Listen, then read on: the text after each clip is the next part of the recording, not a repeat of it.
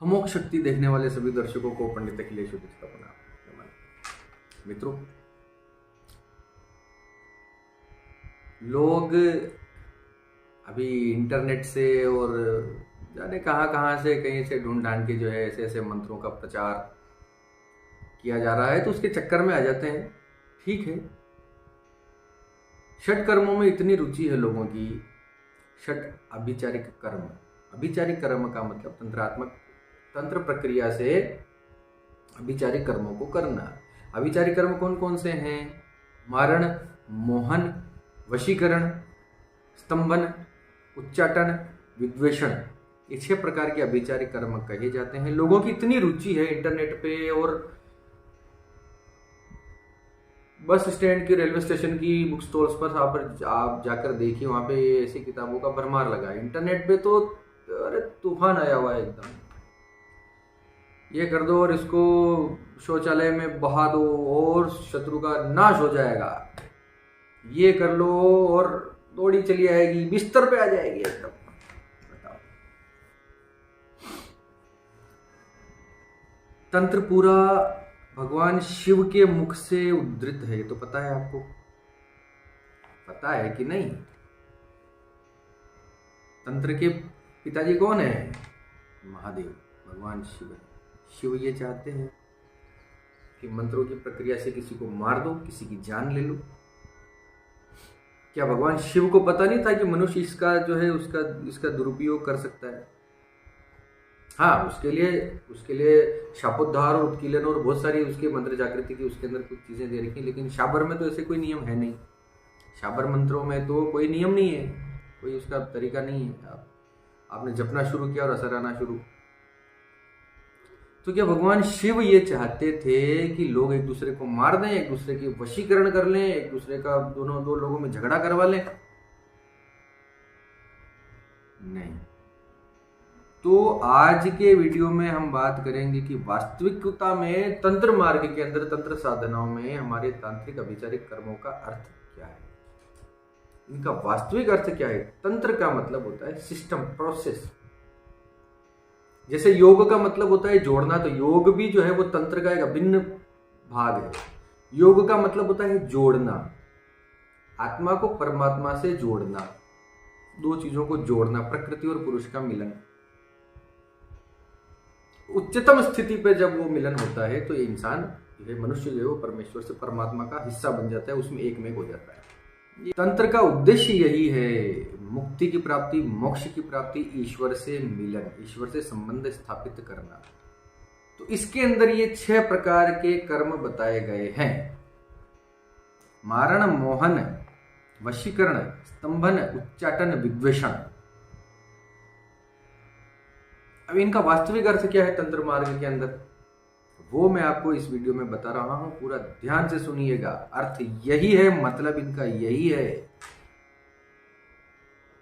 कालांतर में धीरे धीरे इसके जैसे शब्दों के अपभ्रंश होते हैं ना, तत्सम और तद्भव होते हैं। तो तंत्र शास्त्र के अंदर अब आप समझिए, मारण, मारण का अर्थ होता है मारना, किसी चीज को समाप्त कर देना। मारने का मतलब होता है प्रकृति से पुरुष को अलग कर देना, जीव से आत्मा को अलग कर देना, मैटर से एनर्जीज को अलग कर देना, वो मृत हो जाएगा। किसी चीज को मार देना, वो मारण का प्रयोग। अब किसका मारण बताया है तंत्र मार्ग में? तंत्र मार्ग किसी को मारने की प्रक्रिया नहीं है। तंत्र मार्ग जो है हमेशा स्वयं की उच्चतम स्थिति को प्राप्त करने का मार्ग है तंत्र, जिसके अपभ्रंश हो गए हैं। तत्सम और तद्भव जो मैंने बताया आपका, शब्दों के भी अपभ्रंश हो जाते हैं। आग, किसका अपभ्रंश है? अग्नि का। सही शब्द है अग्नि, उसका अपभ्रंश हुआ आग।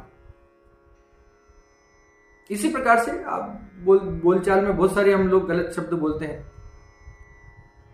तो तंत्र में भी इन 6 अभिचारिक कर्मों का अपभ्रंश हो गया है। जो वास्तविकता ये थी कि मारण का प्रयोग किस पर करना है, उस पर न किया जाकर किसी इंसान पर किया जा रहा है, उसको इसी प्रकार समझ लिया गया। ऐसी पद्धतियां आ चुकी हैं,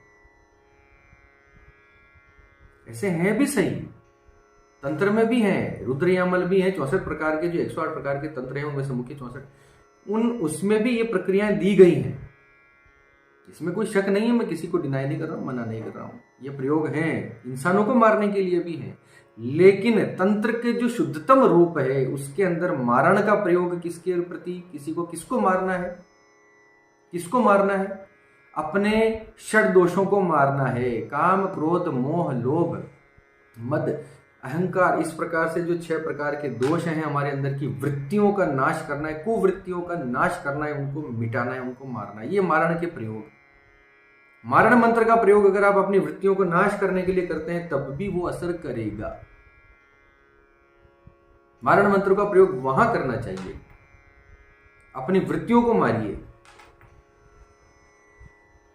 अपनी व्याभिचारिक वृत्तियों को मारिए, अपने अहंकार को नष्ट कीजिए, अपने झूठ को नष्ट कीजिए। दूसरा, मोहन।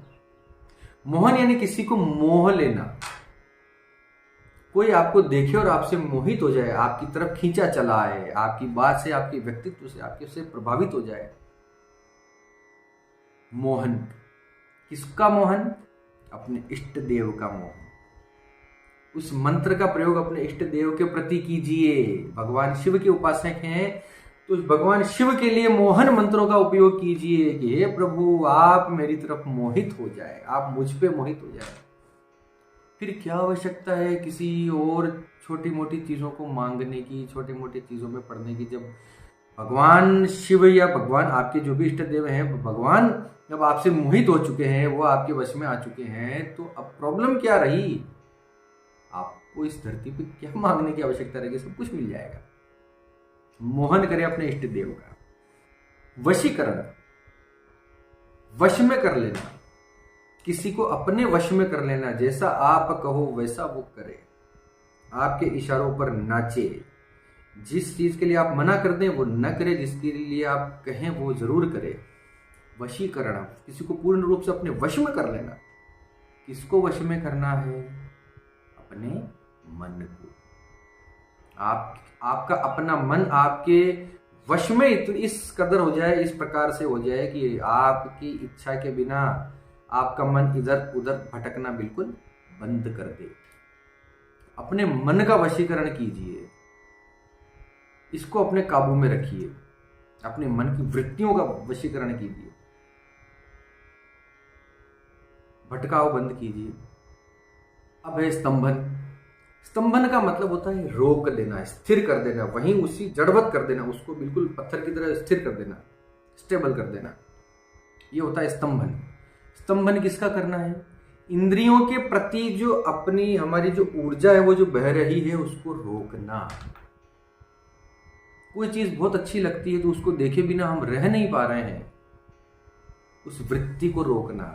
कंट्रोल में इंद्रियों को कंट्रोल में रखना, उसके ऊपर संयम रखना, ये स्तंभन के लिए आवश्यक है। स्तंभन के मंत्र जब आप जपें तो अपने मन की वृत्तियों के लिए, अपने इंद्रियों को रोकने के लिए, इंद्रियों के बहाव को रोकने के लिए उन स्तंभन मंत्रों का प्रयोग कीजिए।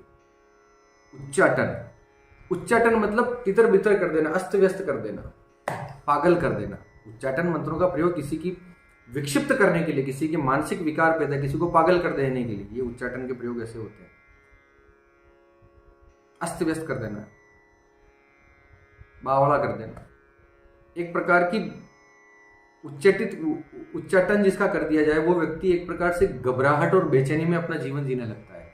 उसको कहीं भी चैन नहीं पड़ता, कहीं भी आराम से वो बैठ नहीं सकता एक जगह। उसके दिमाग में कोई चीज घुस गया, बस वो उसी में पागल सा रहेगा, छटपटाहट रहेगी उसको किसी चीज की प्राप्त करने के लिए। उच्चाटन। अब उच्चाटन किसका करना है? उच्चाटन करना है अपने आप का। संकल्प ये लेना है कि मेरा ईश्वर के प्रति मेरे मन में उच्चाटन पैदा हो। ईश्वर प्राप्ति के लिए छटपटाहट अपने अंदर पैदा करना, ये होता है उच्चाटन मंत्रों का स्वयं पे असर, स्वयं के प्रति उसका प्रयोग। ईश्वर को प्राप्त करने के लिए आपके मन में जितनी ज्यादा छटपटाहट होगी वो आपके लिए आगे जाके अच्छा काम करेगी। किसी को पागल कर देने से क्या होगा? खुद को ही पागल कर लो भगवान के प्रति। ये उच्चाटन मंत्रों का प्रयोग यहाँ पे काम में लेने के लिए था, सही अर्थों में। अब अंत में है विद्वेषण।